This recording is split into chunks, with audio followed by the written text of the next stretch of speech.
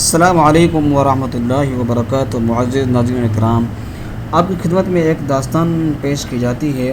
ہندوستان کے مغربی ساحل کی اہم بندرگاہوں اور جزیرہ سراندیپ موجودہ سری لنکا کے ساتھ ایک مدت سے عربوں کا تجارتی تعلقات قائم چلے آتے تھے۔ زمانہ جاہلیت میں چند عرب تاجر سراندیپ میں آباد ہو گئے تھے، اور جب عرب میں ایک نئے دین کا چرچا ہونے لگا تھا تو یہ دین ان تاجروں کو اپنے آباء و اجداد کے مذہب کو ترک کرنے پر آمادہ نہ کر سکا۔ لیکن ایرانیوں اور رومیوں کے مقابلے میں عربوں کی شاندار فتوحات کی خبریں سن کر ان کی قومی عصبیت جاگ اٹھی۔ ایران عرب کے مقابلے میں ایک متمدن ملک سمجھا جاتا تھا، اسی لیے ہندوستان کے بازاروں میں عرب کے مقابلے میں ایران کی مصنوعات زیادہ قدر تھی۔ اس کے علاوہ ہندوستان کے حکمران ایران کو ایک طاقتور ہمسایہ خیال کرتے تھے۔ عربوں کے مقابلے میں ایرانی تاجروں کو زیادہ عزت کی نگاہ سے دیکھا جاتا تھا، اور اگر شام سے کوئی قافلہ آ جاتا تو روما کی قدیم سطوط سے مرعوب ہندوستانی انہیں بھی عربوں سے زیادہ مراعات دیتے تھے۔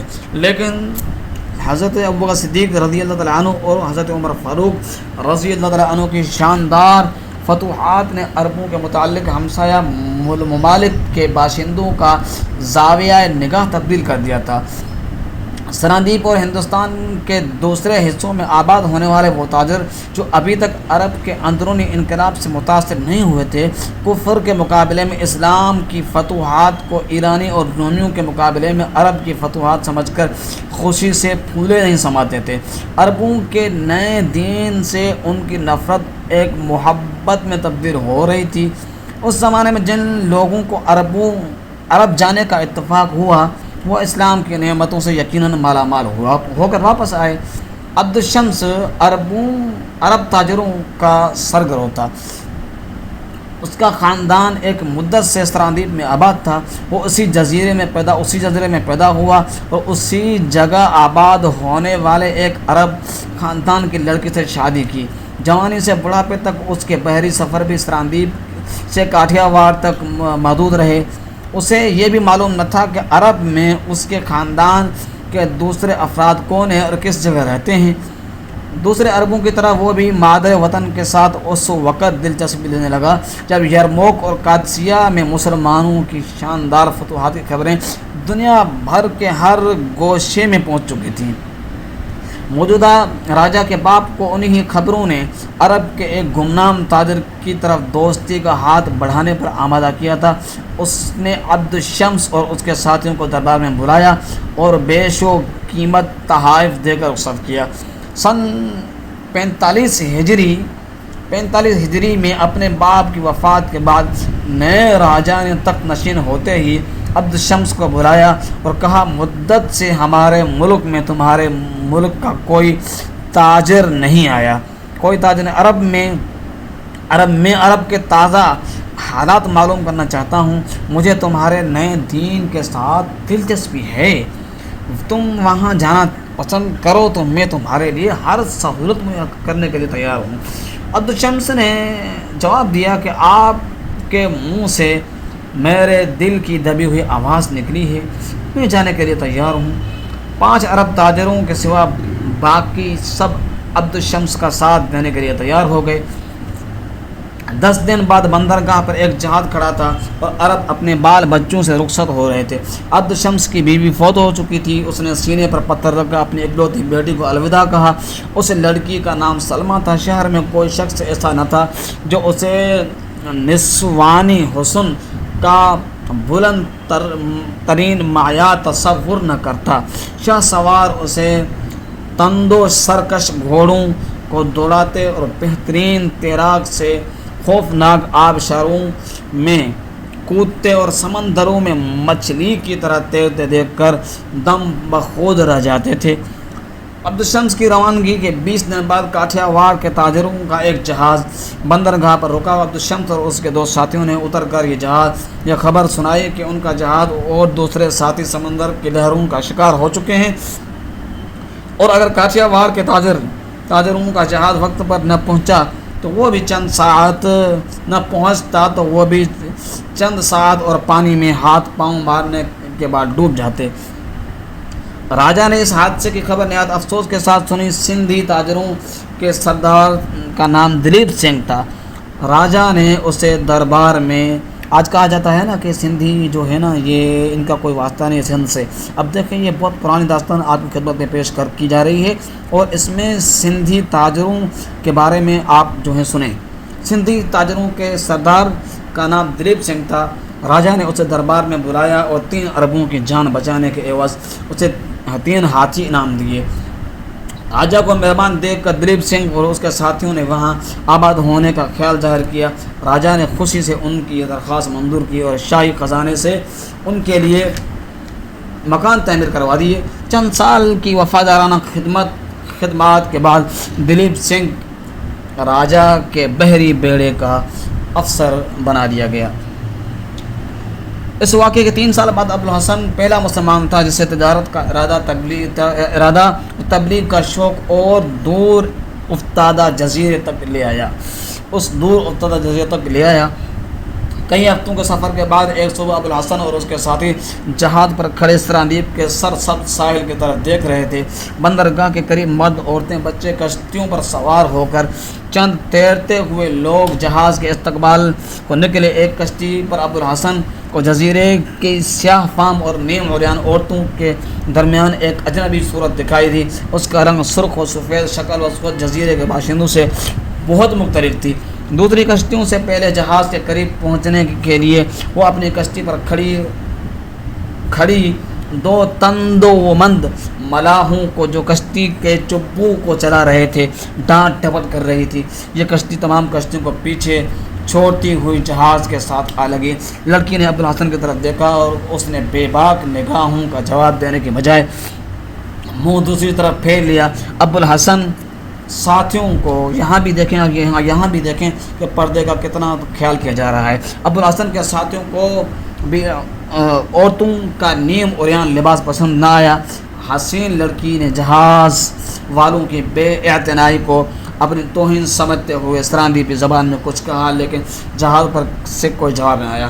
اچانک ابوالحسن نے کسی کی چیخ اور پکار کی سن کر نیچے دیکھا۔ کسی کشتی کے سے 8-10 گز فاصلے پر وہی خوبصورت لڑکی جو پانی میں غوطے کھا رہی تھی، اور کشتی والے اس کی چیخ و پکار سننے کے باوجود سخت بے اعتنائی اس کی طرف سے اس کے دیکھ رہے تھے۔ ابوالحسن نے پہلے رسی کی سیڑھی پھینکی، لیکن جب اس بات کا یقین ہو گیا لڑکی کے ہاتھ پاؤں جواب دے رہے ہیں اور وہ سیڑھی تک نہیں پہنچ سکتی، تو وہ کپڑوں سمیت سمندر میں کود پڑا۔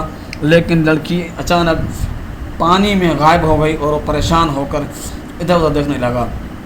اتنی دیر میں بہت سی کشتیاں جہاز کے آگے گرد جمع ہو چکی تھیں۔ جزیرے کے باشندے کہے لگا رہے تھے۔ ابوالحسن نے 3 مرتبہ غوطے لگانے کے بعد دل برداشتہ ہو کر سیڑھی کی رسی پکڑ لی، اور وہ جہاز پر چلنے کا ارادہ کر رہا تھا تو اوپر سے اس کے ساتھی چلانے لگے، وہ ادھر ہے، جہاز کی دوسری طرف وہ ڈوب رہی ہے، شاید کسی مچھلی نے اسے پکڑ لیا ہے۔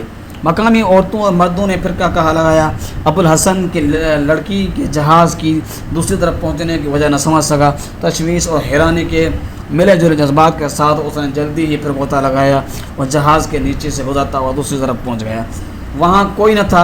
اوپر سے اس کا وہی ساتھی شور مچا رہا تھا، وہ ڈوب گئی، اسے مچھلی نکل گئی۔ ابوالحسن مایوس ہو کر پھر دوسری طرف پہنچا۔ اس دفعہ لوگوں کے کہوں میں اس کے ساتھی بھی شریک تھے۔ ایک عرب نے کہا آپ آ جائیے، وہ آپ سے بغیر تیر سکتی ہے۔ ابوالحسن کھسیانہ ہو کر سیڑھی پکڑ لی، لیکن ابھی ایک پاؤں اوپر رکھا ہی تھا کہ کسی نے اس کی ٹانگ پکڑ پانی میں نیچے گرا دیا۔ اس نے سنبھل کر ادھر ادھر دیکھا تو لڑکی تیزی سے سیڑھی پر چڑھ رہی تھی۔ ابوالحسن جہاز پر پہنچا تو اس کے ساتھی پریشان ہو کر جزیرے کی لڑکی کے کہے سن رہے تھے۔ لڑکی نے ابوالحسن کی طرف دیکھ کر عربی زبان میں کہا مجھے آپ کے بھیگ جانے سے بہت افسوس ہے۔ لڑکی کے منہ سے عربی الفاظ سن کر سب کی نگاہیں اس پر جم کر رہ گئیں۔ ابوالحسن نے پوچھا کیا تم عرب ہو؟ لڑکی نے ایک طرف سر جھکا کر دونوں ہاتھوں سے اپنے سر کے بالوں کا پانی نچوڑتے ہوئے جواب دیا ہاں میں عرب ہوں۔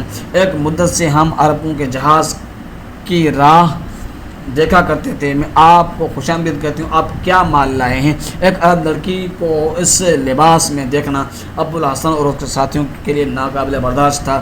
وہ پریشان ہو کر ایک دوسری طرف ایک دوسرے کی طرف دیکھ رہے تھے۔ لڑکی نے اپنے سوال کا جواب نہ پا کر پھر پوچھا، میں پوچھتی ہوں آپ کیا مال لائے ہیں؟ آپ حیران کیوں ہیں؟ کیا عرب عورتیں تیرنا نہیں جانتی؟ آپ کیا سوچ رہے ہیں؟ اچھا میں خود دیکھ لیتی ہوں۔ ابوالحسن نے کہا، ٹھہرو، ہم گھوڑے لائے ہیں، میں تمہیں خود دکھا دیتا ہوں، لیکن میں حیران ہوں کہ اس جزیرے کے عرب ابھی تک زمانہ جاہلیت کے عربوں سے بدتر زندگی بسر کر رہے ہیں۔ کیا انہیں انسانوں کا سا لباس پہننا اور مردوں سے حیا کرنا کسی نے نہیں سکھایا ہے؟ لڑکی کا چہرہ غصے سے سرخ ہو گیا۔ اس نے جواب دیا، کیا یہ انسانوں کا لباس نہیں معلوم ہوتا ہے کہ تمہارے گھر تک اسلام کی روشنی ابھی تک نہیں آئی؟ یہ کہہ کر ابوالحسن نے ایک جبہ اٹھایا، لڑکی کے کندھوں پر ڈالا اور بولا، اب تم ہمارا جہاز دیکھ سکتی ہو۔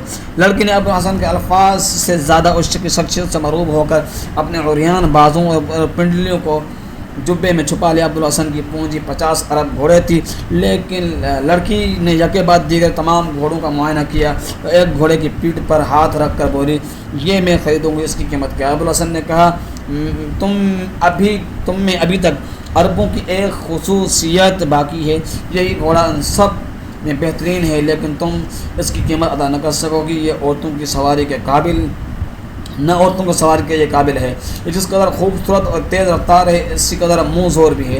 لڑکی اس جواب پر مسکرائی اور بولی، خیر دیکھا جائے گا، آپ نے جہاز اتنی دور کیوں ٹھہرا لیا؟